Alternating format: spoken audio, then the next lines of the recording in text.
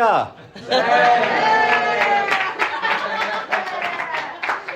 Here we go. All right. I hope you can hear me. If not, let me know. I hate microphones. My name is Jeb. I'm an addict. Yeah, the story with the name is one that maybe I get to while I'm talking. I'm nervous as fuck. I just did a pray-up in the toilet, as you do, just before you speak, and I left my phone there. I just realized I came back in here too late, and then I thought, where's my phone? I also had to run back, and I guess I'm just on time. They say you're never too late for meetings, so here I am. Yeah. It feels a bit like coming home for me. It's odd. It's odd in a good way, but like for example, I haven't shared in English for a long time. My home group is on a Wednesday in Berlin. If you get to Charlottenburg, Wilmersdorf, here we go. Look at the proud ladies here in the front. This is my crew. And if you get to Berlin, give me a shout. Come by and share for us. We'd be very happy. We've got 2 meetings at the moment in Berlin. We've got a few more. In general, I think we've got about 10 meetings a week in total. 10, 12, 15 meetings in CA Germany. So we're still growing as well, just like Poland is.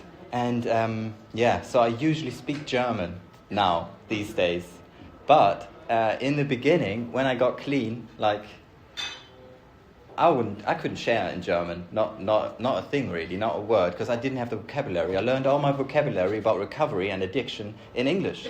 I got clean in Bournemouth, which is South Coast. That's the other corner, that's the other home group here. And they're actually from my home group, or at least know my home group, right? The How It Works group in Poole, in Bournemouth Poole, yeah. That's where I got clean. And I remember going there and being totally done. There was nothing left in me. I mean, I had no money left, obviously. I didn't have enough money to buy a ticket to fly back to Germany, just with my tail between my legs, and realized, that was I really cocked it up proper this time. I thought, look, if I continue like this, I'm going to kill myself. That's going to be it. There was just no fight left in me, yeah? And with that desperation, I went into meetings every day. And I was lucky that during the first week, I found a group of guys, and they seemed to be waiting for me. It was a little odd. They were all like, yeah, welcome, and you need to get a book, and you get a sponsor. And I was like, yeah, hold on. And then later they said, we're going for coffee, are you coming? And I thought, nah, definitely not. I need to get home, or I don't know. I had the newcomer disease, wherever I went, wherever I was, I had to go. I couldn't stay anywhere. I just felt so uncomfortable the whole time, within myself, within the world. It was just, nothing seemed right. And I was scared, because I knew what felt right, just getting out of my head. That was the only place I wanted to go to. And in the end, it was like paradox, like a lot of things are, I find, in the program. It's all paradox. It's always left and right. It's always yes and no. And that's how that's what my using was in the end as well. I knew I don't want to use anymore. And I knew I will use again. It's not a question of if I do it. It's more a question of when. It felt like this Eieruhr. Nennen Sie Eieruhr. What's that? Like these sand clocks. Is it sand clocks?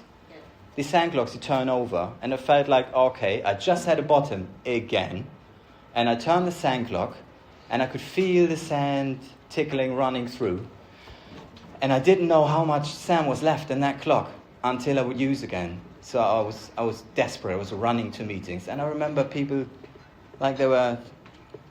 I mean, that was mostly. I tried NA in Germany, and I'm not bashing any fellowship. I tried it because I wouldn't go to the alcoholics. I mean, fuck that. I'm not an alcoholic. I was 21 or 22, and I thought it's just impossible. So I went to NA, and they were all nice and all that, but they were very disorganized, at least in Germany, and nobody told me what to do, and I really needed someone to tell me what to do. That was me in the beginning. And so I found a group which was very staunch. They told me what's left and what's right, and this is a bit of remembrance of that as well, because we always had to wear a shirt and a tie. Usually, you weren't allowed to speak up front if you weren't dressed properly, and you weren't allowed to swear. Otherwise, if you had the secretary and he gave you the bell, told you not to swear. And man, I loved it. It was really good. I stayed there for 4 years, longer than I planned to. I planned to be in the UK for 10 months, and then I realized there was not really much to go back to for me in Germany. I mean, I had a profession, I'm a nurse, and after I've been in the program, like I think it took me 8 months, and then I was through with the steps for the first time, yeah? And then I thought, all right, I can actually work again, because in the end I wasn't employable.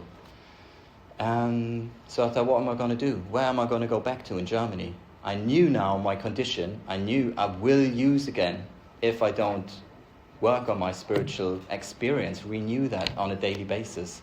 And I thought, who am I going to do that in Germany with? I knew the meetings, and I thought, they can't help me. All they said was just don't use, just don't pick up. Like, that felt like me going to homeless guys saying, mate, just buy a house. What's wrong with you? Just rent a flat, or there's lots of them. Just get a company and let them build a house for you. What's wrong? And yeah, that was for me like, just don't use. I felt like I ran out of people who understand me. And so I found them in the UK, and they told me what to do. And I thought, man, I can stay here. So I got a little job, 30 hours a week, like not much. I earned a little, but what I was earning, or my work, that was really, that was of no importance to me. My work was after my paid job. I had commitments in meetings, and I always said, Andy Sparks, looking back now, he was 4 years, he must have been very sick at the time, because he picked me up every fucking day. He went to a meeting himself, and he took me under his wings and said, look, mate, you've got to go. What you do tonight? And I was like, I'm not doing nothing. And he was like, come on, I go to a meeting, I drive there, and I drive there. And we drove through the whole, like, south of the UK. An hour and a half, that was okay, to go to a meeting. Go there, have dinner. They told me once mate, you want to have dinner before you come to a meeting? Because you're eating all the cookies, all the biscuits, and it's not quite fair, you know? Yeah. So that was my life. I just really dived into this fellowship. And I did all the service commitments you can do on the group level. After group level, I went to area, did district, it was called, did service at district. And after 4 years, I felt stable. And all my mates in Germany, they went to university, and they were still heavy drinking. They're not alcoholics or users. They never took drugs, really. And I saw their lives kind of taken off. And then I realized what I'm doing in the fellowship was hiding. I had my shitty little job where I had no aspirations and no perspective. Nothing. There was nothing coming. I was the highest trained person there after the manager. I was working as an assistant, and then I started to wonder, what do I want to do? What am I going to do with my sober life? I often found myself thinking, well, I didn't get clean for this, so I moved. Yeah, moved flat, moved house, changed girlfriend occasionally, and then I figured, man, you might be able to study, not in a foreign language. So I went back to Berlin. Went to university, actually. Fucking hell. I mean, it wasn't like a proper university. It was like I don't know how you call them, like a smaller version of a university. And I did that anyhow, got my bachelor's, and found a partner, actually got married. That was a big step for me, because I couldn't trust myself. Like with drugs, that was one thing. I couldn't trust myself, and in relationships, I was always... I just cheated on the people. I was just a cheater. Looking back, and I was such a bad cheater. I wasn't trusting myself. I thought there's no point of me getting married to anyone, because it's just going to be a divorce anyhow. And I got so stable in a relationship as well that we got married, And we were married for, quite a long time, seven years. And life took off. In the beginning when I came in, I wanted to be clean, obviously, but I wanted this one guy. He was built up. He had all the muscle. He had a motorbike, and I thought I want that as well. So after a few years in recovery, I had everything I wanted, like materially wise. I went there. I got there, and I got bored. I got bored with stuff. We started CA in Germany. That, to be honest, it was a little bit against my will. David, DJ, he's from How It Works as well. How It Works in Poole. We both went back to Germany, and they got all the literature translated, and I didn't want to really. She said, "Look, mate, you got to get something started in Berlin." And eventually we got something started. Got a girl from NA and another one from AA. And we started with one meeting, and we did all the footwork, going to the drug service providers, however you say that tell you what to do, where's the treatment center. We went there, introduced ourselves, and sponsored everyone who came through the door. Very exciting times, and very hard times as well, because you've got to do all the commitments, you've got to do all the jobs, there's nobody else to do them, and you've got to be spiritually fit. And then, we did that for a few years. I went traveling. Another nice thing I thought I could never do. I did like 5-6 meetings a week. And then my wife at the time said, "Look, let's go travel for a year." And I thought, I can't do that. I need to do a meeting every day. And I figured a meeting is good, but I don't need to do a meeting every day. It felt a bit like hiding again in the rooms. God and me and another addict, best case, is enough. That's at times, yeah. So I was looking while we were traveling. We traveled for a year. I was looking for meetings in Thailand. You can go easily to a meeting, and apart from that, we had our meetings.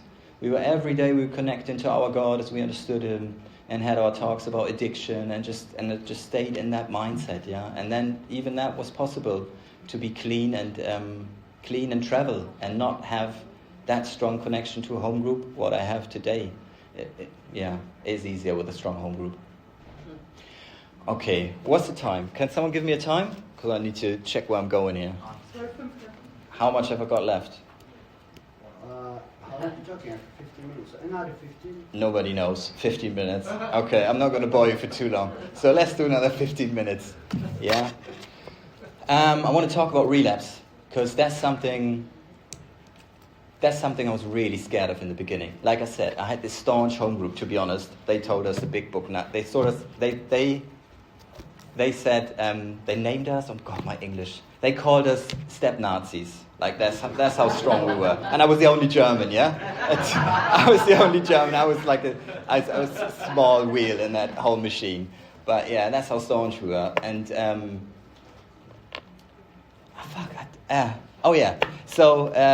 So I didn't have that anymore. I left the group, and I had to find a connection to my own God, my God, which was not my sponsor, different kind of God, and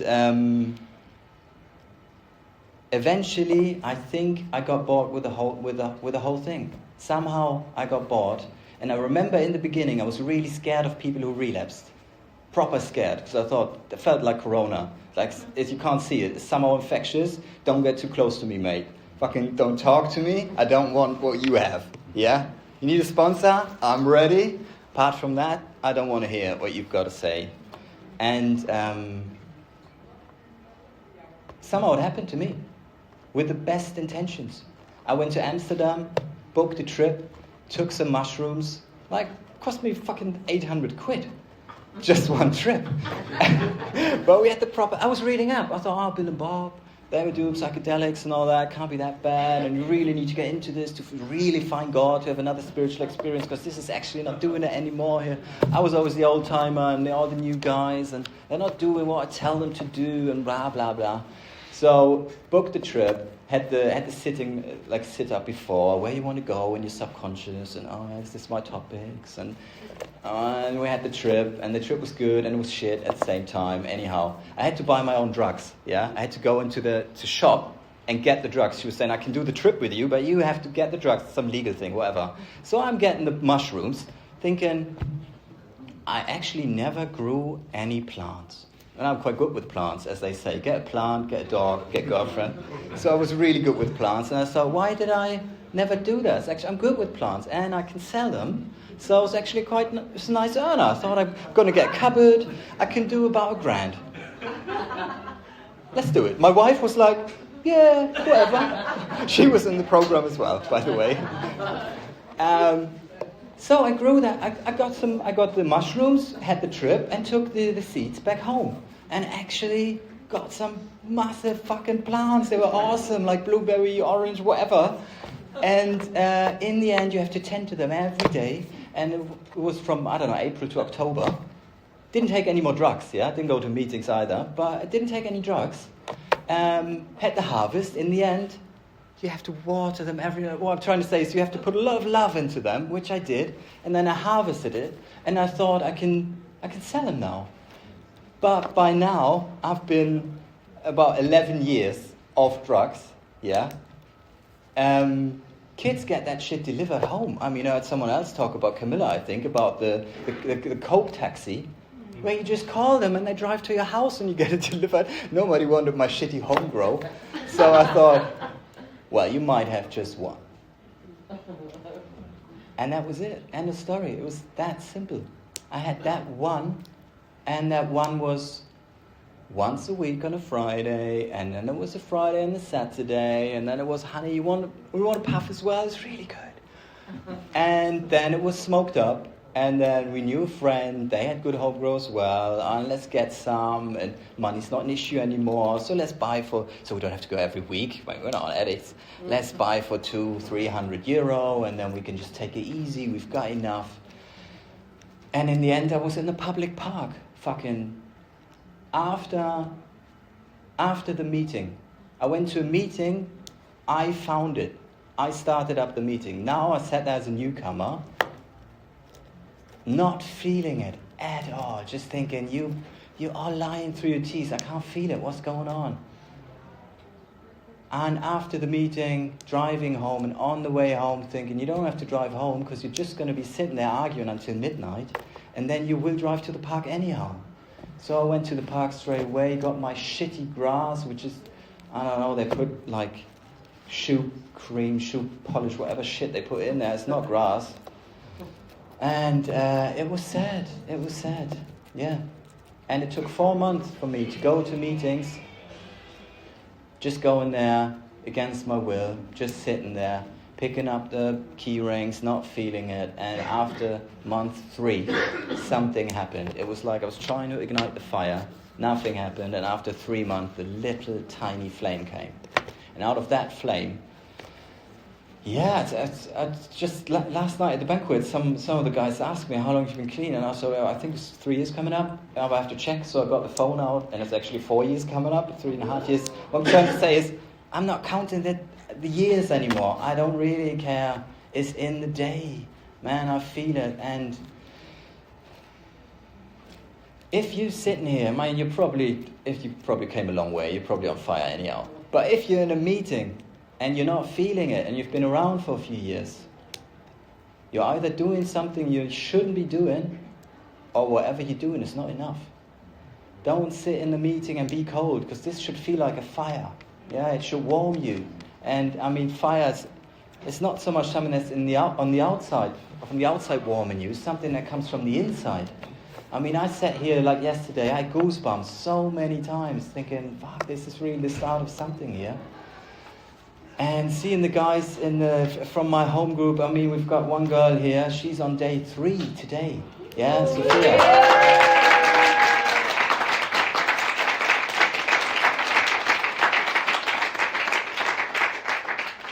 And I feel really good for her, for being here. I mean, I know she feels shit. She must feel terrible inside. But I know what she's going to feel like in a year or 2 or 3 or 5. Yeah? This is where the freedom is going to be. And,